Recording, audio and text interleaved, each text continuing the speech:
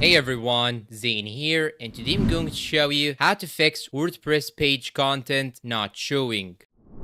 Now, first thing you should do is to simply open WordPress website on your PC, and after that you should log in into your account and navigate to this dashboard right here. And to fix this issue, you can first try this method.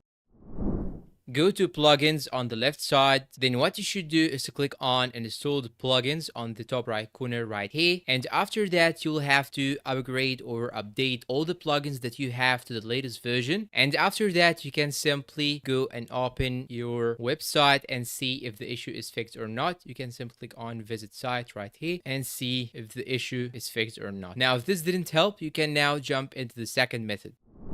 And in the second method, if you have Elementor installed on your site, you should now hover over Elementor icon right here on the left side. Then you should go to tools right here. And after you go to tools, you should choose version control. And now you will have to go to rollback version and try to downgrade the version that you are using right now. Here in my case, I'm using 3.9.2. So I'm going to downgrade it to 3.7.1. Then click on this button, reinstall. Then click on continue, and after that it will show you this page. It will take a couple of minutes till it shows you this message on the bottom: plugin reactivated successfully. After you see this message, click on go to plugins page. Then now we should go back to Elementor, then version control, and see if the version is installed or not. Now we can go back again and see if the issue is fixed, and one of these two methods will help you fix your issue.